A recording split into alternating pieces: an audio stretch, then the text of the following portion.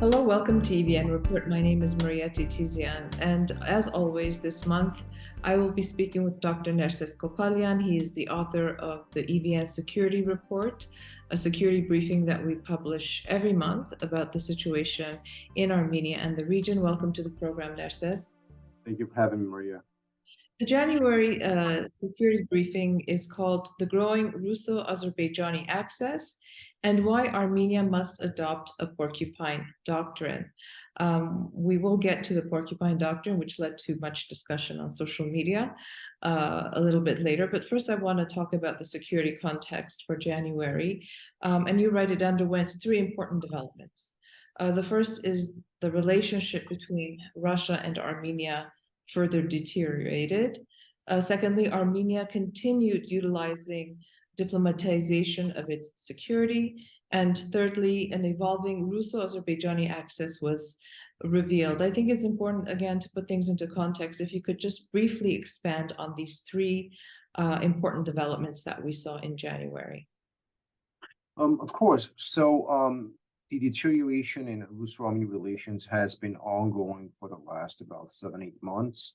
It exponentially diminished after the September 13 attacks by Azerbaijan, when Russia refused to help. And so these obviously changed the dynamics of the relationship. And the developments are interconnected. So the more Armenia diplomatized its security by relying on Western partners, the further this contributed to the diminishing of the relationship. And it hit rock bottom, relatively speaking, this month with the arrival of the European Union's monitoring mission. And so as Armenia has diplomatized its security, it has contributed to the decline in Russia-Armenia relationship. And with Russia's assumption that there's a hidden U.S. hand in this. When we saw Russia's response to the arrival of the EU monitors, it was really a rather rigorous response, one that we hadn't seen for a very long time, where they accused Armenia of being an appendage of NATO and the West and of the Europeans. So Russia does view this as having sort of a concealed American hand in the development and the diplomatization of Armenian security. Armenia's position, of course, is very straightforward. If Russia cannot meet our urgent security needs, we have no other options.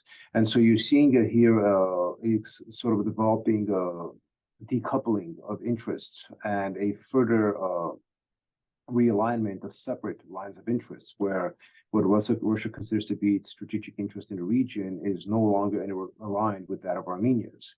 So Armenia is seeking other alternatives, and this is leading to the collapse of the security relations and the alignment with Russia that we had seen for a very long time. So these are the reigning arrangements. At the same point, we have seen that Russia has developed a very close relationship with Azerbaijan. So the conversation that we were having about the security alliance that Russia and Azerbaijan signed before Russia's invasion of Ukraine ended up being something substantive. A lot of the conversation was, is this symbolic? Does it constitute the severity of attention that Armenians are giving to it? And we realized that exactly that is precisely what happened. So we are seeing the Russo-Azerbaijani axis being formed in the region, where now Russian and Azerbaijani interests are aligned to both stop Armenia's pivot to the West, to stop Armenia's diplomatization of its security, and further to stop any Western, what they consider to be infringements or involvements in the South Caucasus. Now, because Armenia's interests are no longer aligned with Russia vis-a-vis Azerbaijan, we have no other option but to tilt to the West through diplomacy. And Russia considers this to be contradictory to its strategic interest. So these are the dynamics that we have been seeing.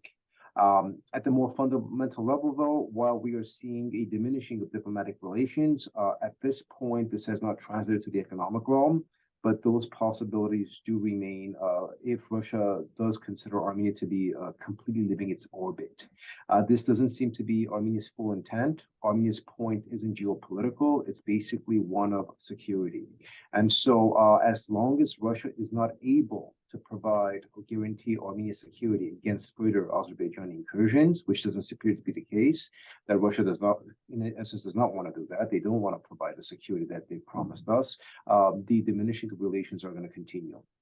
Right. So now, as we know, the Latvian blockade is now in its 59th day. It is the total siege of the population of Artsakh. Now, to continue to address its security needs, you write that Armenia resorted to two steps. One, you mentioned it secured the continuation of the European civilian monitoring mission. Securing an additional layer of experts and observers on Armenia's borders with Azerbaijan to the east and the west. And it also internationalized the blockade by calling for an international fact-finding mission. Now, while we understand that Russia's and Azerbaijan's interests have aligned, Russia, although has called for the opening of the blockade, it has been reluctant to outwardly condemn Baku.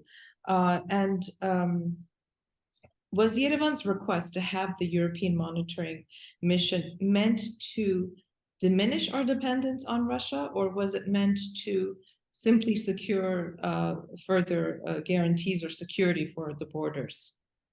I think it's a fusion of two of both of your points, because our dependence on Russia has diminished our security architecture and it has collapsed. So in that context, this isn't a principled opposition to Russia in the sense that we don't want to be dependent on Russia for the sake of denying the dependency structure. That's a whole different subject of conversation.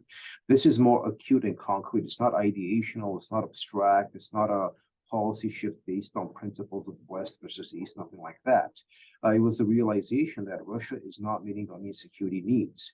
And so in that context, when you have no other alternatives with your existing security partner, you have to find whatever options that are out there. So this was why Armenia is doing its pivot. If Russia was doing what it was supposed to do, we would not be having this conversation. So in that context, I think the two issues of concern are aligned. Now, does Russia want continued and deeper dependence of Armenia upon Russia? Naturally, it's understandable. It allows them leverage, and it falls within their sort of, a sphere of influence logic that defines their approach to the region. But our dependence is not producing the results that dependency is supposed to produce. So if actor A is reliant and dependent on actor B has to secure that dependency structure. So Russia is doing neither. They are not fulfilling the dependency needs of Armenia, but yet they're demanding deeper dependency. So this is a bit of a paradox. There's an anomaly here. And so to escape this anomaly, Armenia is basically at the point where they have to, find different avenues, and Europeans have provided such. Now, is this going to, change the dynamics on the ground to the extent to which Armenia could say, oh, we have sufficient security guarantees? Of course not. The European presence is a stopgap measure, and what it does is it somewhat diminishes the security threat, but it comes nowhere close to alleviating it. So we cannot take the European presence as some kind of a safety net where we could be comfortable that the security dilemma has been resolved. We're nowhere close to that. Right. Okay, so let's now address your recommendation for Armenia to adopt what you call a Porcupine Doctrine. And I know you said this at the beginning, but again, just for our listeners, as a reminder, since the end of the 2020 Artsakh War, Azerbaijan has launched three major invasions into sovereign Armenian territory: May 2021, November 2021, and the largest attack that we saw in September of 2022, and now the ongoing blockade of the corridor, the Latvian corridor. And we know that this is part of Azerbaijan's broader security doctrine of conflict persistence. And you wrote about this in the December security briefing, where you described it as Baku's ontological insecurity. And you also write that to expect anything less from an irredentist dictatorship is strategic naivety. So let's try to define what Porcupine Doctrine is. And I'm curious to know, has it been implemented, operationalized anywhere with any success? So let's start with the doctrine itself. So, as we noted, Armenia did have a security architecture that was defined by dependency. This was known as extended deterrence, that Russia will extend security protections to us, and therefore it would deter the third party, Azerbaijan, from attacking us. Because this collapsed, Armenia has no security doctrine. It has no security architecture. And so you're finding yourself in a situation where there's a severe power disparity. There's a weaker nation being threatened by a more powerful state. This is the dynamic. The Porcupine Doctrine is precisely designed to address the strategic needs of weaker states when they are threatened by more powerful nations.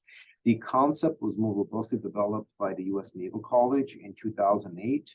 And this is basically an asymmetrical defense warfare doctrine that focuses on specifically fortifying the state's vulnerabilities in order to allow the weaker state to exploit the vulnerabilities and weaknesses of the stronger state. So this isn't a question of developing sufficient capabilities where you match the strength of the aggressor state. This is not tenable. Yet Armenia's policy for the longest period was that. This is why it's failed. So we're not talking about matching Azerbaijan weapon for weapon or dollar for dollar. That is simply not feasible. But what the Porcupine Doctrine calls for is sort of to structure a country's defenses in such a formulation that the strength of the enemy become operationally diminished. And should you achieve doing that, the cost of attacking you becomes so high, the risk is so untenable that the aggressor refrains from attacking a porcupine state. So this is sort of, militarily, the tenets of this doctrine basically suggest that you follow a logic of what's known as large number of small things. And what this means is you have defensive capabilities sort of similar to the coils of a porcupine, where you have numerous stealthy, sort of, strategically mobile and very, very sharp defensive capabilities. And what this does is it basically tells the stronger actor that you may potentially win if you invade, but the cost is going to be so high that it's not going to be worth it for you. And so this is a mechanism that fits both into the logic of deterrence by denial, while also providing Armenia a new security doctrine that is commensurate with its limited capabilities right now. The Porcupine strategy, defense doctrine, is not purely defensive. It does reserve certain capabilities for counterattacks. So in this context, we qualified the Porcupine Doctrine as sort of an active deterrence alternative, where it does allow for preemptive defensive capabilities and surgical targeting of vulnerable enemy targets. But fundamentally, right, this isn't one where if Azerbaijan is buying some form of ballistic missiles, you go and you try to find the same ballistic missiles in the market. Or if they're purchasing X quality of weaponry, you go and try to purchase that weaponry on your own. You cannot engage in an arms race with a country that's both 10, 15 years ahead of you in the arms race and has exponentially more money. So the Porcupine Doctrine is designed to asymmetrically close the gap in the power disparity. To answer the second part of your question, there have been several states that utilize sort of the small state comprehensive defense notion of a Porcupine Doctrine. The Baltics have something similar to this. The Nordic states have been developing this for some time. In the 80s, this was a doctrine of Singapore. They developed a Porcupine strategy that dominated their military doctrine until the mid to late 90s. And then more recently, United States has been helping Taiwan develop a Porcupine Doctrine for the last decade. And so the prevailing logic is when faced with an enemy that's wealthier than you, has more resources than you, how do you mitigate that power disparity? And so the Porcupine Doctrine is precisely designed to address that. Okay, so you outlined 3 objectives and you touched upon all of them now, but let's just go over them one by one. So the first objective is the operational scope of military units must be redesigned to allow for mobility and operational flexibility. So this is the asymmetrical defense capabilities you were talking about. The second one is taking into consideration the resource disparity. There's no point for Armenia to purchase, for example, Iskander systems or Su-30 jets. We just cannot and should not attempt to match these types of weapons. And the third objective is that Armenia must redesign its architectural approach in the field of effective defenses. So we have to be resilient to attack. Fine, this sounds logical and the intelligent way to do it. Taking into consideration Armenia's severe limitations right now, and the constant hybrid warfare tactics that Azerbaijan is utilizing. How realistic is this to implement today? Well, we have to understand that there are no silver bullets and none of these solutions could be done overnight. But what a Porcupine Doctrine does allow is a much efficient and quicker mobilization of resources and preparation for potential military assault than talking about sort of broad military reforms that are going to take 10, 15 years. So in that context, this is a lot more realistic and more efficient approach. For example, let's take objective one. Right, an important component of Porcupine strategy is to have mobile forces that are able to very acutely address theaters of attack when there are basically incursions being done. Our forces are very static. Our chain of command is basically outdated. Our logistics are very, very sluggish. So just simply changing those things are very feasible. You don't need advanced weaponry to do those. You simply need to change the tactical capacity of how your soldiers operate. So something like that is very, very doable. You just have to change your modality of training from what we've done for the last 30 years, right, the Russo-Soviet model, to a more contemporary model. And there are conversations going on about this. This is not something that's going to take years and years and years. So something along those lines is very, very doable. As far as sort of, the second objective, and this also fits into sort of a new modality of thinking. It's a lot easier to buy a large number of small things than it is to buy these very, very large things that do not give us a strategic advantage. And so we need to utilize more acutely what we have or what we're able to get. So you already do have some weapons, you're purchasing more weapons. The question is, how are those going to be utilized? If you're going to continue utilizing them with the doctrine that you've had in the last 25 years, that's not going to work. But if you start utilizing what you have through a Porcupine strategy, it's going to be a lot more effective. A very, very simple example. We know that, and there's a lot of sort of military analysts that talk about this. The average Azerbaijani soldier, for example, is not superior to the average Armenian soldier. Their superior advantage, their competitive advantage, isn't their special forces. Their special forces are far superior to Armenian soldiers. And so when you look at their realm of attacks that they do, it's always led and dominated by their special forces. So one mechanism of Porcupine Doctrine, for example, would be to surgically target special force battalions behind enemy lines, as opposed to having the traditional trench-to-trench warfare when you're attacked and then you respond to these forms of attacks. So, for example, that would require a change in defense tactics and counterattack tactics, which we haven't developed because our military doctrine is very different, right? So you would note the superiority of the enemy with respect to their power parity, and then you target those to enhance their vulnerability. This isn't going to require, for example, advanced weaponry or the accumulation of resources that one would assume. And so we're talking about basically altering these types of strategic targets, developing more mobile capacities at the battalion level. One of the biggest problems we had with the 2020 war is that our troops were not mobile while the enemy was. So you have to basically re-articulate your operational capacity. This isn't going to require, again, extensive amount of money or resources for us to say that's not realistic. How can we do that? It's about re-articulating our training capacities and our warfare doctrine. So these are the things that what we're talking about. And small or specific changes within operational capacity could produce acute outcomes. Another conversation, of course, that we've been having, for example, is enhancing our territorial defense forces, or actually developing one. There's another example that most states with a Porcupine Doctrine do have territorial defense forces, and they prove to be quite effective. Developing territorial defense forces for Armenia is not a 5-10-year project. So you already have a tradition of volunteer battalions that do the work or attempt to do the work during war. And so re-articulating, integrating these paramilitaries or volunteer battalions into a more coherent territorial defense force can enhance the security architecture. So the Porcupine Doctrine isn't talking about starting everything from scratch or building something that's going to take a long time. We can make specific strategic changes to our existing operational capacity to at least enhance our capabilities until we develop more of those. So this is the conversation that Porcupine Doctrine's attempt to introduce in our security discourse.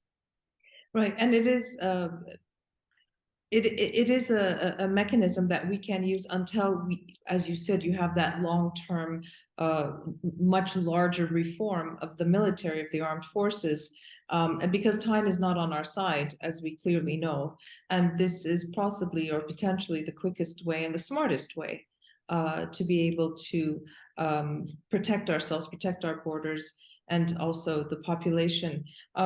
Just as a reminder, I do want to stress that the Lachin corridor is still under blockade at the moment. And while the vehicles of the International Committee for the Red Cross and some Russian peacekeeping trucks have been going through the corridor, 120,000 people remain still under blockade, and it's not clear how long this is going to last. And since I have you, and I know this is not about the security briefing, but today we were talking amongst ourselves and saying, what is the end game? How long can this blockade be sustainable for Azerbaijan? Never mind for the people of Artsakh, that's very clear to us. The absolute terrifying stress of knowing that they cannot leave, that they cannot, or nobody can come in, and we still have hundreds of families or people that are still separated after almost 60 days. In your opinion, has Baku sort of painted themselves into a corner with this? That appears to be the case. If they do not achieve their objectives, which doesn't look like they're going to achieve, this does basically suggest that they're going to lose face, or they took a strategic step that failed to be, it came up as a failure. And Baku, especially Aliyev, is cognizant of that. At the same time, Aliyev has allowed himself a level of culpable deniability, where he's made a note that, oh, these are our protesters, these are our youth, our ecological X, Y, and Z. So he has create some level of separation from this, where which you can back off.